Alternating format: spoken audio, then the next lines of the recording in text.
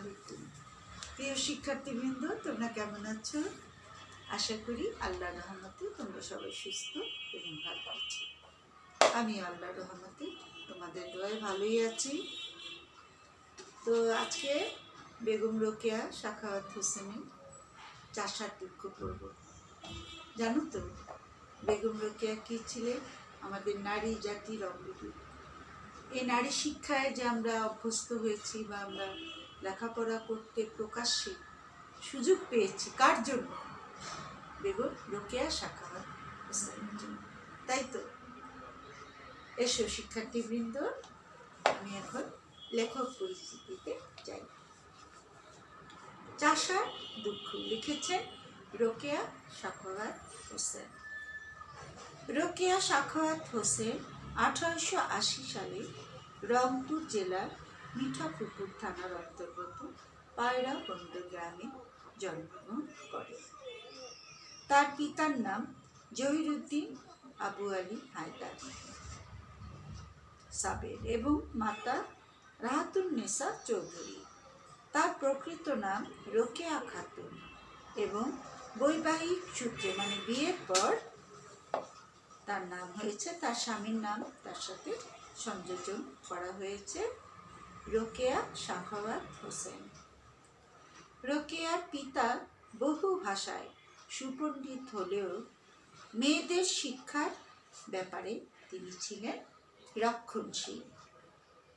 বড় ভাই ও বোনের সাহচর্যে বা সহায়তায় রোকেয়া বাংলা ও ইংরেজি ভাষা ভালোভাবে রপ্ত করেন এবং জ্ঞানার্জনের প্রতি আগ্রহী হয়ে ওঠে। 16 বছর বয়সে উর্দুভাষী ও বিপত্নিক মানে আগের বউ যার মারা গেছে এমন একজন লোকের সাথে, সে কিন্তু খুব ভালো, তার কাছে সৈয়দ সাখাওয়াত হোসেনের সাথে 1898 সালে তিনি বিবাহ বন্ধনে আবদ্ধ হন। ডেপুটি ম্যাজিস্ট্রেট স্বামীর উৎসাহ ও অনুপ্রেরণায় তার জ্ঞানার্জনের পথ অনেক সহজ হয়। বিরূপ সমালোচনা ও নানাবিধ প্রতিবন্ধকতার মুখেও, প্রতিবন্ধকতা হচ্ছে বাধার মুখেও তিনি কখনোই নারী শিক্ষার লক্ষ্য থেকে সরে আসেননি এবং বরং পর্দা প্রথা ও শিক্ষা বিমুখ মুসলমান মেয়েদের শিক্ষার আলোয় আলোকিত করার জন্য বাড়িতে বাড়িতে ঘুরে ছাত্রী সংগ্রহ করেছেন। রোকেয়া বাংলা গদ্যের বিশিষ্ট শিল্পী। সমাজের কুসংস্কার ও জড়তা দূর করার জন্য তিনি অসাধারণ পাণ্ডিত্যপূর্ণ ও হৃদয়গ্রাহী গদ্য রচনা করেন। তার সব রচনাই সমাজ জীবনের গভীর উপলব্ধি থেকে উৎসারিত। মতিচুর ও অবরোধবাসিনী তার তাৎপর্যপূর্ণ গদ্যগ্রন্থ। এছাড়াও সুলতানার স্বপ্ন ও পদ্মরাগ নামে তিনি দুটি উপন্যাস রচনা করেন। 1932 সালে 9 ডিসেম্বর এই মহিয়সী নারী মৃত্যুবরণ করেন। সত্যি বলছি, নারী শিক্ষার জন্য উনি অনেক অবদান রেখেছেন। আমরা সবাই তার প্রতি কৃতজ্ঞ। তা না হলে কিন্তু আমরা লেখাপড়ার সুযোগ পেতাম না। এখন প্রবন্ধটা আসি। চাষার দুঃখ তোমরা তো বুঝতে পারছো, কৃষকদের দুঃখ বেদনা নিয়ে এই প্রবন্ধটা তিনি লিখেছেন। প্রথমে 4 লাইনের প্রবাদ বাক্য। খেতে খেতে উইরা মরি রে ভাই, পাছায় জোটে না তা না, বউয়ের পৌঁছা বিকায় তবু ছেইলা পায় না দানা। তার মানে হচ্ছে কৃষকরা রোদে বৃষ্টিতে তারা খেতে খেতে পুড়ে মরে, ফসল ফলায়, কিন্তু তারপরে তারা যেই মানে মূল্য পায় মালিকের কাছ থেকে, তাতে তাদের কাপড় জোটে না, পরনে পরিধান জোটে না, বউয়ের অলংকার বিক্রি করেও ছেলের পেটে ভাত দিতে পারে না, সন্তানের পেটে ভাত দিতে পারে না। এই হলো বাংলার কৃষকের অবস্থা। তারপরে বলছেন, শুনিতে পাই 150 বৎসর পূর্বে ভারতবাসী, লেখিকা বলছেন বা লেখকও বলা যায়, 150 বৎসর পূর্বে ভারতবাসী অসভ্য বর্বর ছিল, মানে পড়াশোনা জানতো না, তারপরে সভ্যতা সম্বন্ধে জানতো না। এই 150 বৎসর থেকে লেখক বলছেন আমরা ক্রমশ সভ্যতর হয়েছি।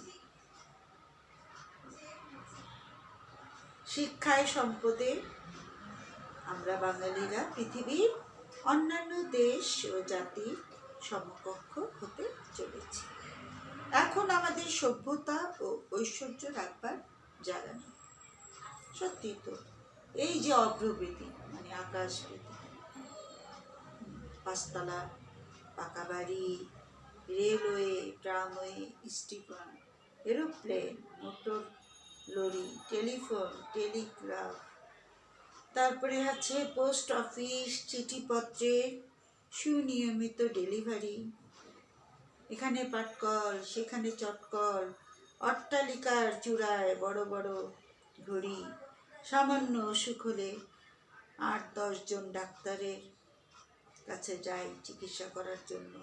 চিকিৎসা, ঔষধ, অপারেশন, ইঞ্জেকশন, ব্যবস্থাপত্রের ছড়াছড়ি, থিয়েটার, বায়োস্কোপ, ঘোড়দৌড়, জনতার হুড়াহুড়ি, ল্যাম্পল্যান্ড, জিঞ্জারেন্ট, বরফের গাড়ি, ইলেকট্রিক লাইট, ফ্যান, অনারেবলের গড়াগড়ি, বৈজ্ঞানিক প্রক্রিয়ায় খাদ্যদ্রব্য ভেজালের বাড়াবাড়ি। এসব হচ্ছে সভ্যতার নিদর্শন। নিশ্চয়ই যে বলে নয় সে ডাহা নিমক খারাপ। বলছে হ্যাঁ, কলকাতা শহরে সব কিছু আছে 150 বছর থেকে, মানে বেগম রোকেয়ার 1880 সালে, 1947 সালে দেশ বিভাগের পর ভারত উপমহাদেশ, ভারত পাকিস্তান, এটা ছিল পূর্ব পাকিস্তান, ওটা পশ্চিম পাকিস্তান, এইভাবে 150 বছর, 1947 সালের পরে দেশ বিভাগ হয়েছে। এর আগে ভারত, বাংলাদেশ, পাকিস্তান মিলে ভারত উপমহাদেশ ছিল, যেটা আমরা জানি শেষ নবাব সিরাজউদ্দৌলার নাটকে আমরা জানি, তাই না?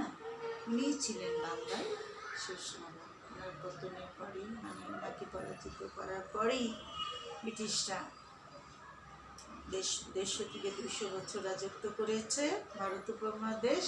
তারপরে 1947 সালে জনগণের রোষানলে পড়ে তারা ছাড়তে ব্যর্থ। এই আর কি। তো লেখিকা অবশ্যই ভারত উপমহাদেশ, সেই ওনার জন্ম ওই সময়। তা বলছে যে 150 বছর থেকে আমাদের কলকাতায় সব কিছু আছে, সভ্যতা আছে। এগুলি যারা স্বীকার করবে না তারা হচ্ছে নিমক খারাপ। কিন্তু লেখক বলছেন কিন্তু এর তো আরেকটা দিকও আছে, কেবল কলকাতাটুকু নিয়ে তো আমাদের গোটা ভারতবর্ষ নয়, এবং মুষ্টিমেয় সৌভাগ্যশালী ধনী ব্যক্তি সমস্ত ভারতে অধিবাসী নয়। অনেক দরিদ্র মানুষ আছে, বিশেষ করে কৃষকরা খুবই দরিদ্র। আজ আমাদের আলোচ্য বিষয় এরকম যদি আসে নৈতিকে, যে চাষার দুঃখের আলোচ্য বিষয়টা, আলোচ্য বিষয় হচ্ছে চাষার দারিদ্র। চাষাই তো সমাজের মেরুদণ্ড। লেখিকা বলছেন, তবে আমার ধান ভানিতে শিবের গান কেন? চাষার দুঃখের কথা বলবো, তাহলে আমি প্রথমেই কেন এই যে 150 বছরে এত ভারতবর্ষ এত উন্নত হয়েছে, কলকাতা শহরে এত জিনিসপত্র আছে, এই কথা কেন বলছি? এটা তো পাঠকের প্রশ্ন আসতে পারে, এটা বলছে দেখো অবশ্যই এর কারণ আছে। আমি যদি প্রথমেই পল্লীবাসী, আমি লেখিকা বলছেন প্রথমেই যদি উনি পল্লীবাসী কৃষকের দুঃখ দুর্দশার কান্না কাঁদতে থাকেন, তাহলে কেউ চট করে লেখিকার চোখে আঙুল দিয়ে বলে উঠবে, কি বলে উঠবে সেটাই বলছেন লেখক। আঙুল দিয়ে দেখাবে যে যে কলকাতায় মোটর কার আছে, গ্রামোফোন আছে, কত সভ্যতা হয়েছে 1.5 বছর পরে, তাহলে কেন চাষার দুঃখের কথা বলছি, কেন গরিবের কথা বলছি? ভালোর ভাগ ছেড়ে কেবল মন্দের দিকটা কেন লেখিকা বলছি, এটা প্রশ্ন আসতে পারে। সেজন্য লেখিকা কি করলেন, প্রথমেই ভালোর দিকটা দেখালেন, এখন উনি মন্দের দিক দেখবেন, এটা বলছে। এখন মন্দের দিকে দেখা যায়। লেখিকা বলছেন ওই যে চটকল আর পাটকল, এক একটা জুট মিলের কর্মচারীগণ মাসে 500 থেকে 700 টাকা পায়, তাই না? 5 কিংবা 700 টাকা বেতন পেয়ে নবাবী হালে থাকে, নবাবী চাল চালে, মানে খুব ভালোভাবে চলতে পারে তারা। কিন্তু সেই জুট মানে পাট যারা উৎপাদন করে, সেই কৃষকদের অবস্থাটা কি? পাছায় জোটে না কেন, মানে যা মজুরি পায়, যা পারিশ্রমিক পায়, তারা কাপড় চুপড় করতে পারে না, 3 বেলা খেতে পারে না। তাই লেখিকা বলছেন এটা কি ভাববার বিষয় নয়? আল্লাহ তাআলা তো এত অবিচার কিভাবে সহ্য করছেন, কথাটা বলছেন। লেখিকা বলছেন সমগ্র ভারতের বিষয় ছেড়ে দিয়ে যদি কেবল বঙ্গদেশের আলোচনা করলেই বোঝা যাবে যে কৃষকের অবস্থা কিরকম। একটা চাল পরীক্ষা করলে যেমন হাড়ি ভরা হাতের অবস্থা বোঝা যায়, জানা যায়। লেখিকা বলছেন আমাদের বঙ্গভূমি বাংলা মাটি সুজলা সুফলা শস্য শ্যামলা, তবু চাষার পেটে খাবার নেই কেন? এর উত্তরে শ্রদ্ধাস্পদ লেখিকা বলছেন রবীন্দ্রনাথ ঠাকুর দিয়েছেন। তিনি বলেছেন ধান্য তার বসুন্ধরা যা, তার মানে হচ্ছে কৃষকরা শুধু রোদে পুড়ে বর্ষা বৃষ্টিতে ভিজে কাজ করে যাবে, কিন্তু ফসলটা কে নিবে? ফসলের মালিক তো কৃষক না। ধান হচ্ছে যার জমি সে চাষ করছে, কৃষক গরিবই থেকে যাবে, আর ধনী যার মালিকরা তারাই ধান পাবে, তারাই ধনী থাকবে, তাদের হাতের মুঠোয় পৃথিবী। তাই তো অভাগা চাষা কে? সে কেবল চাষাকে কেবল খেতে খেতে পুড়ে মরতে হয়, হাল বহন করবে আর পাট উৎপাদন করবে। তাহলে চাষার ঘরে যে একসময়, লেখিকা বলছেন একসময় আমরা জানতাম বাংলাদেশে মোড়াই ভরা ধান ছিল, গোয়াল ভরা গরু ছিল, তারপরে উঠান ভরা মুরগি ছিল। এ কথা তাহলে কেন রব উঠেছে, কেন এই কথা সবাই বলতো? তো কবি বলছে, লেখিকা বলছেন এটা কবির কল্পনা না, এটা একদম বাস্তব, সত্য কথা। পূর্বে তো ওসব ছিল, এখন নাই। আরে এখন যে বাঙালি সভ্য হয়েছে, এটাই কি সভ্যতা বলে? সভ্যতা কি করবে? ইউরোপের মহাযুদ্ধ সমস্ত পৃথিবীকে সর্বশান্ত করেছে, তা বঙ্গীয় কৃষকের কথা আর কি, তাই না? অনেকে এই কথা বলে।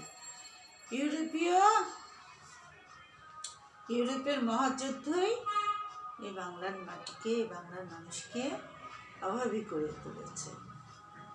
তো অন্য বড় ধনীরা মধ্যবিত্তরাই খেতে পায় না, তো কৃষক আর খাবে করতে গিয়ে। কিন্তু লেখিকা এই উত্তর মানতে চাচ্ছেন না। রোকেয়া সাখাত হোসেন বলছেন আমি উপরের উত্তরে সন্তুষ্ট নই, কারণ ইউরোপীয় মহাযুদ্ধ তো এই 7 বছরের ঘটনা। 50 বছর আগেও তো চাষার অবস্থা ভালো ছিল না। দুই একটা লেখিকা উদাহরণ দিয়ে বোঝাতে যাচ্ছেন। লেখিকারা যখন ছোট ছিলেন, বাল্যকালে তিনি শুনতেন 1 টাকায় 8 সের সরিষার তেল পাওয়া যায়, আর 1 টাকায় 4 সের ঘি পাওয়া যায়। এটা শুনলে তোমরা অবশ্যই অবাক হবে, কারণ এখন ঘিয়ের মূল্য অনেক, সরিষার তেলও মূল্য অনেক, তারপরে আমরা খাঁটি জিনিস পাই না, তাই না? এগুলি সবই খাঁটি ছিল। 1 টাকায় 8 সের সরিষার তেল পাওয়া যেত, আর 1 টাকায় 4 সের ঘি পাওয়া যেত। যখন 1 টাকায় 8 সের সরিষার তেল ছিল, তখনকার একটা গল্প লেখিকা তোমাদের উদ্দেশ্যে লিখেছেন, বলেছেন। কৃষক কন্যা জমিরনের মাথায় বেশ ঘন লম্বা চুল ছিল। তার মাথায় প্রায় 8 পোয়াটা তেল লাগত।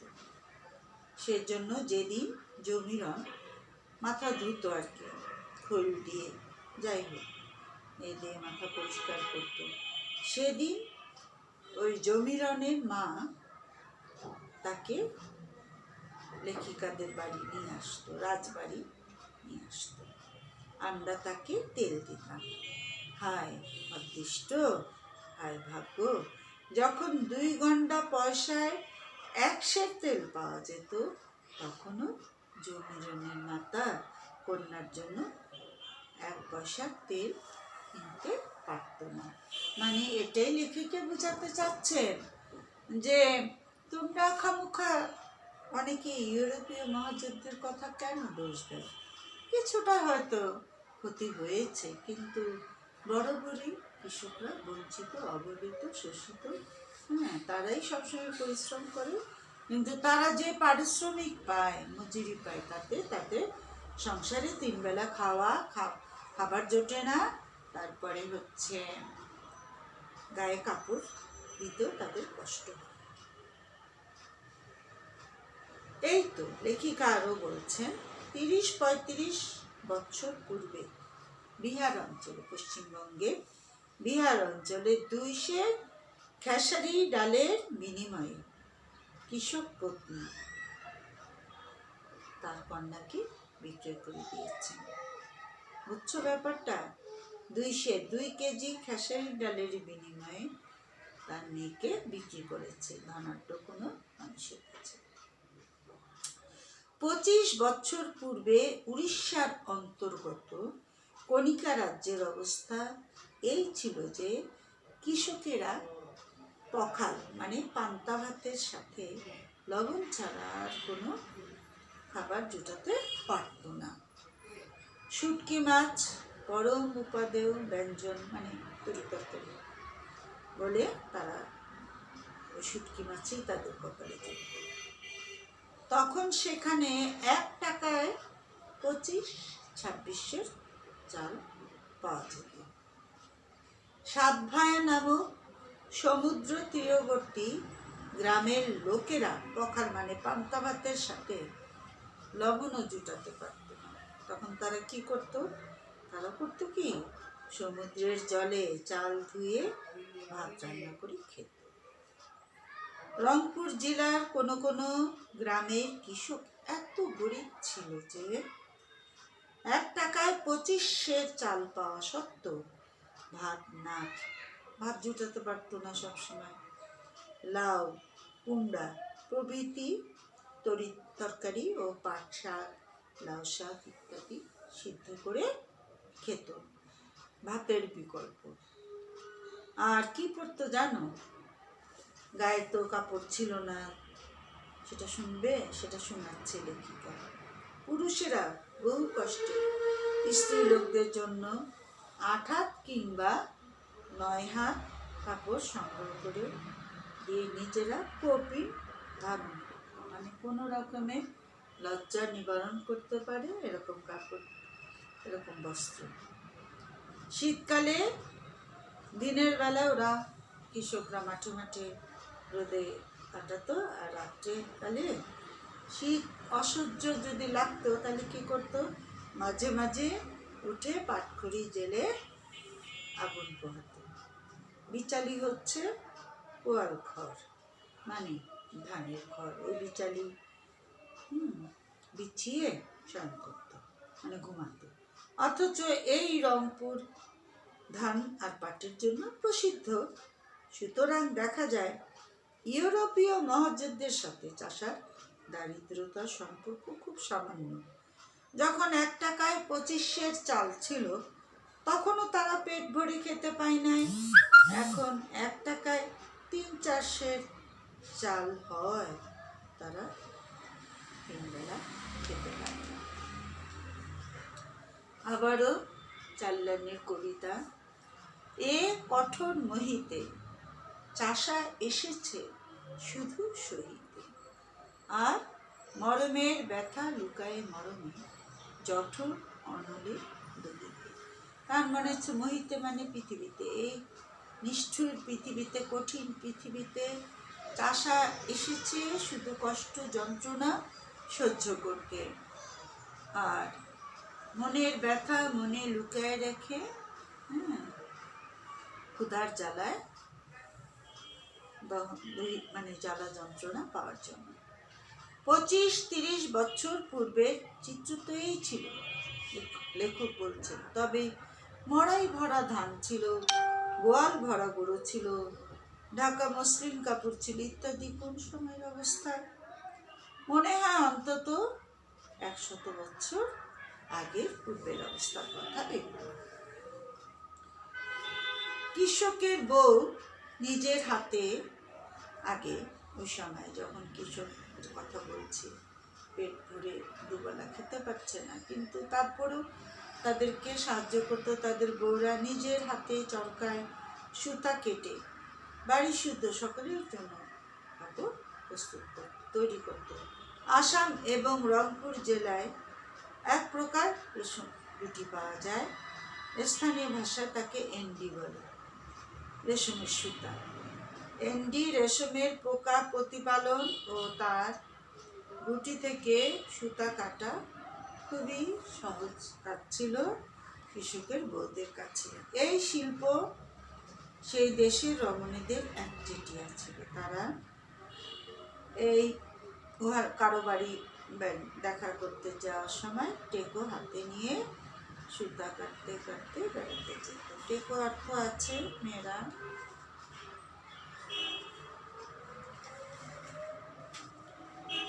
টেকো হচ্ছে সুতা পাকাবার যন্ত্র, ঠিক আছে। ওর বাড়ি যেত, টেকোটা হাতে নিয়ে সুতা পাকাবার যন্ত্র, এটা নিয়ে সুতা কাটতে কাটতে বেড়াতে যেত। অ্যান্ডি কাপড় ছিল বেশ গরম এবং দীর্ঘ অনেক দিন স্থায়ী হতো, ঠিক আছে।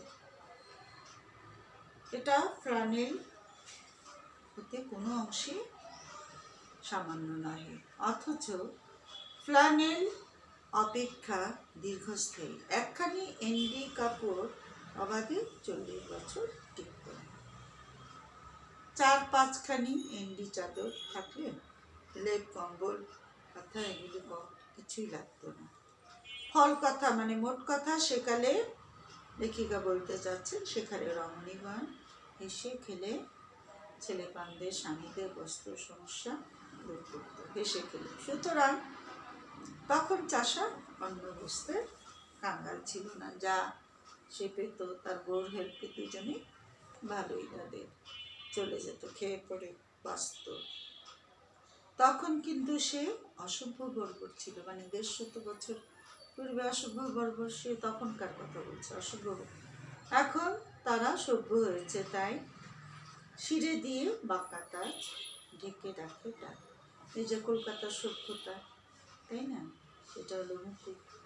শিরে দিয়ে মানে মাথায় মুকুট পরে কারো যদি টাক থাকে সেই টাকটা ঢেকে রাখে। তার মানে হচ্ছে যে এই যে আমাদের দারিদ্রতা, এটা আমরা ঢেকে রাখছি এই সভ্যতা দিয়ে, বিলাসিতা দিয়ে। কিন্তু এখন আর সভ্যতা হয়েছে, কিন্তু এখন আর কৃষকের পেটে ভাত নাই। প্রশ্ন হতে পারে, সভ্যতার সাথে দারিদ্র্য বেড়ে যাওয়ার কারণ কি?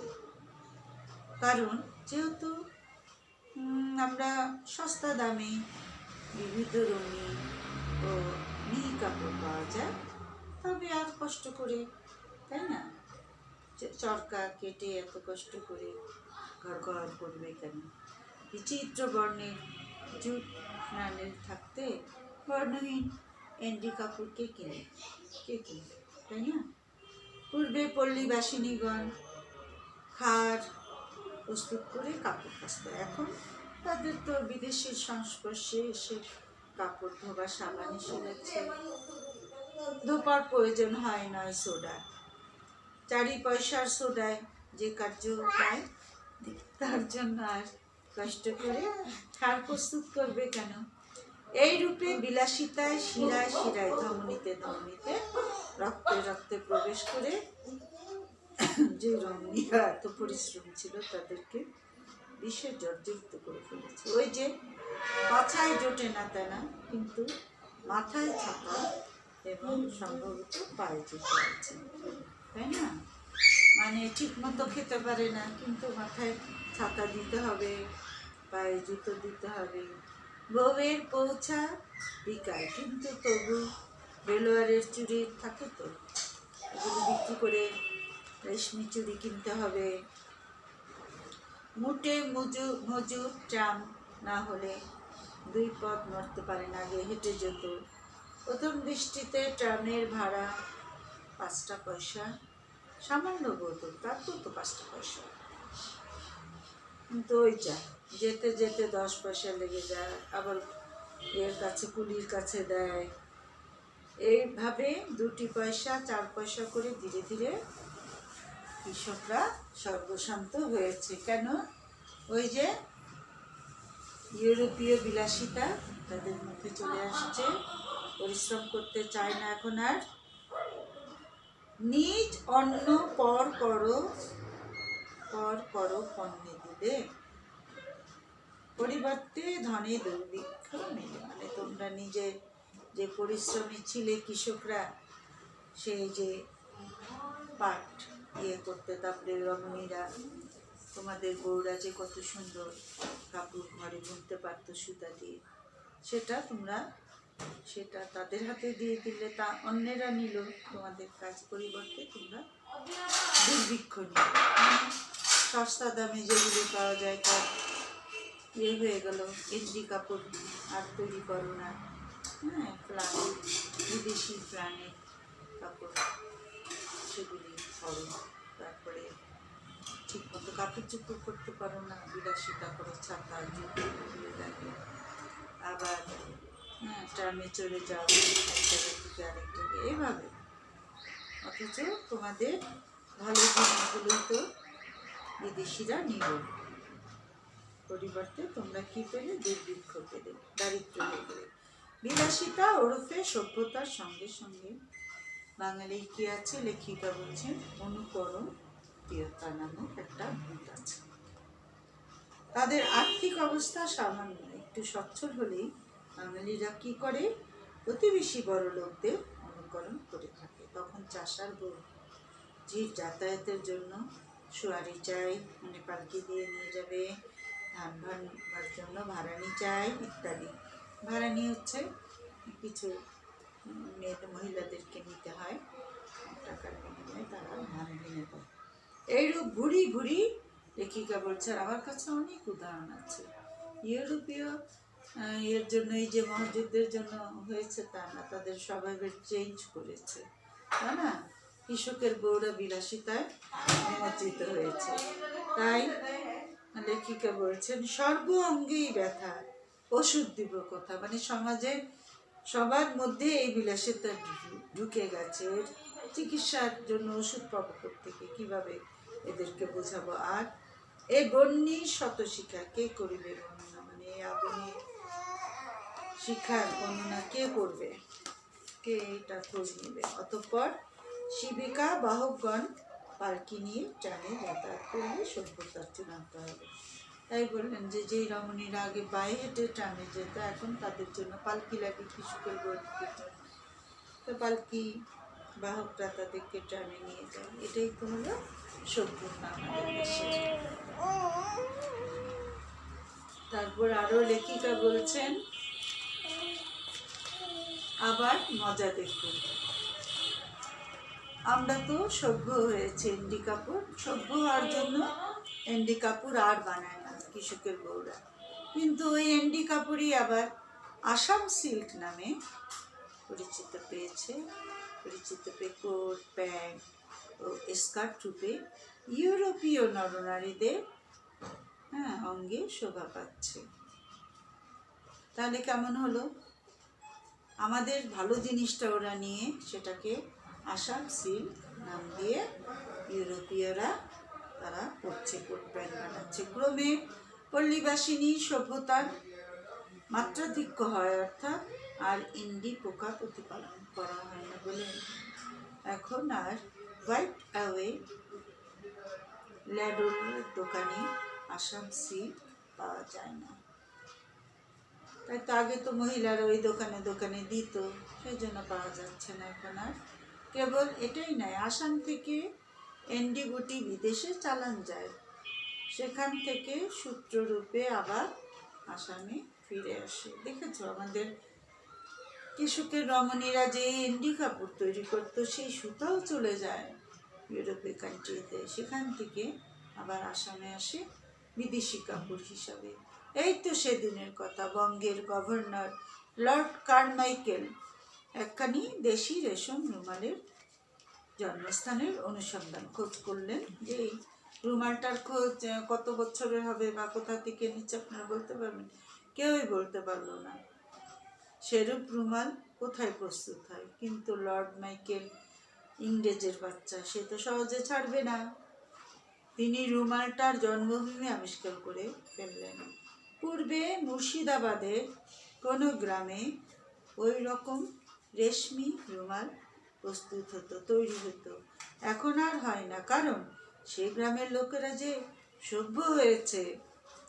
মোট কথা, সভ্যতা বিস্তারের সাথে সাথে দেশি শিল্প সমূহ ক্রমশই বিলুপ্ত হয়েছে। আগে যে পরিশ্রম করত ঘরের রমণীরা, সেলাই করত, সুতা কেটে চরকা কেটে রেশমের গুটি পোকা পালন করত, তারপরে সুতা কেটে চরকা কেটে এনডি কাপড় বানাতো, এখন আর তারা সে কষ্ট করতে চাচ্ছে না। তারপরে খাট দিয়ে চুল নিজেরাই খাট প্রস্তুত করতে পারতো, সেটা দিয়ে চুল সুন্দর পরিষ্কার করতে পারতো। এখন সোডা আছে, দোপা বাড়ি আছে, সেখানে পাঠায় দেয়। তারপরে যখন হেঁটে হেঁটে যেত স্টেশন পর্যন্ত, রেল স্টেশন পর্যন্ত, সেখানে তারাও একটু টাকা হলে কি করেন, ওই যে পালকি চড়ে যায়। এভাবে বিলাসিতা আমাদের দেশের রেশম পোকা, তারপরে সুতা, এগুলো রেশমের সুতা, এগুলো বিদেশে যায়। বিদেশ থেকে বিদেশি কাপড় হয়ে আমাদের দেশে আসে এবং আমরা সেটা কিনে নিই। এখন লেখিকা সবার শেষে বলছেন, সবশেষে, সুখের বিষয় সম্প্রতি পল্লীগ্রামের দুর্গতির প্রতি নেতা নেতৃবৃন্দের দৃষ্টি পড়েছে। কেবল দৃষ্টিপাতই যথেষ্ট নয়, চাষার দুঃখ, কৃষকের দুঃখ যাতে দূর হয়, সেজন্য কি করতে হবে পরামর্শ দিয়েছেন লেখিকা। তাদের বিশেষ চেষ্টা যত্ন করতে হবে। আবার সেই মড়াই ভরা ধান, ঢাকা মুসলিম ইত্যাদি লাভ করবার একমাত্র উপায় হচ্ছে দেশি শিল্পকে আবার চালু করতে হবে, বিশেষত নারী শিল্পসমূহের পুনরুদ্ধার। জেলায় জেলায় পাটের চাষ কম করে তার পরিবর্তে তুলার চাষ করতে বলছেন লেখিকা। কার্পাসের চাষ, কার্পাস তুলার চাষ প্রচুর পরিমাণে চাই এবং চরকা ও ইন্ডি সুতার প্রচলন যেন অনেক পরিমাণে বেড়ে যায়, এটা দরকার। আসাম এবং রংপুরবাসিনী মহিলারা এনডি পোকা প্রতিপালনে যেন তৎপর বলে সমগ্র বাংলাদেশে কাপড় চোপড়ের অভাব লাঘব হবে। পল্লী গ্রামে সুশিক্ষা বিস্তারের জন্য চেষ্টা করতে হবে। গ্রামে গ্রামে পাঠশালা আর ঘরে ঘরে চরকা ও টেকো হলে চাষা দারিদ্র্য বুঝবে। পড়াশোনা অবশ্যই করতে হবে। ঘরে ঘরে পাঠশালা থাকলে গ্রামে গ্রামে পাঠশালা থাকবে, আর ঘরে ঘরে চরকা টেকো দিয়ে মহিলারা ওই যে এন্ডি সুতা করবে, সুন্দর বস্ত্র বানাবে। আর গ্রামে গ্রামে পাঠশালা থাকলে কৃষক তার অধিকার সম্বন্ধে সচেতন হবে। এই এখানেই শেষ করেছে প্রবন্ধটা। এখন আমরা প্রবন্ধের পাঠ পরিচিতিতে যাই। রোকেয়া সাখাওয়াত হোসেন রচিত চাষার দুঃখ শীর্ষক রচনাটি বাংলা একাডেমি প্রকাশিত রোকেয়া রচনাবলী থেকে চয়ন করা হয়েছে। তার শিক্ষা ও সামাজিক কর্মকাণ্ড থেকে শুরু করে লেখালেখির জগৎ উৎসর্গীকৃত হয়েছে পিছনে পড়া নারী সমাজের মুক্তি ও সমৃদ্ধির জন্য। কিন্তু চাষার দুঃখ শীর্ষক প্রবন্ধটি তৎকালীন দারিদ্র পীড়িত কৃষকদের বঞ্চনার করুণ দলিল হয়ে আছে। ভারতবর্ষের সভ্যতা ও অগ্রগতির ফিরিস্তি তুলে ধরে তিনি দেখিয়েছেন সেখানে কৃষকের অবস্থা কত শোচনীয়। পাকা বাড়ি, railway, tramway, steamer, aeroplane, motor গাড়ি, টেলিফোন, টেলিগ্রাফ সব আছে ভারতবর্ষে। কলকাতা শহরে মানুষের জীবন সমৃদ্ধ ও সচ্ছল করে তুলেছে তার জ্ঞাতানি। কিন্তু সেই ভারতবর্ষে কৃষকের পেটে খাদ্য জোটে না, শীতে বস্ত্র মিলে না, অসুখে চিকিৎসা মেলে না, এমনকি তাদের পান্তা ভাতে লবণও জোটে না। সমুদ্র তীরবর্তী লোকেরা সমুদ্র জলে চাল ধুয়ে লবণের অভাব মেটানোর চেষ্টা করেন। টাকায় 1 টাকায় 25 সের চাল মিলল রংপুরের কৃষকগণ চাল কিনতে পারে না বিধায় তারা লাউ, শাক, কুমড়া, শাকসবজি খেয়ে ভাতের বিকল্প হিসাবে খায়। তারা জঠর যন্ত্রণা, পেটের যন্ত্রণা নিবারণ করে। কৃষকদের এই চরম দারিদ্র্যের জন্য তিনি সভ্যতার নামে এক শ্রেণীর মানুষের বিলাসিতাকে দায়ী করেছেন। আবার কোনো কোনো কৃষকও এই বিলাসিতার বিষে আক্রান্ত হয়েছে। এছাড়া গ্রামীণ কুটির শিল্পের বিপর্যয়ও কৃষকদের দারিদ্র্যের অন্যতম কারণ। কুটির শিল্পকে ধ্বংস করে দিয়ে আত্মনির্ভরশীল গ্রাম সমাজকে চরম সংকটের মধ্যে ফেলেছে ব্রিটিশ শাসক গোষ্ঠী। কৃষকদের এই মুমূর্ষু অবস্থা থেকে মুক্তির জন্য রোকেয়া সাখাওয়াত হোসেন গ্রামে গ্রামে পাঠশালা ঘরে ঘরে করতে বলেছে। ঘরে ঘরে চরকা টেকোর ব্যবস্থা রাখতে বলেছেন। আর গ্রামীণ কুটির শিল্পকে বাঁচিয়ে রাখারও পরামর্শ দিয়েছে।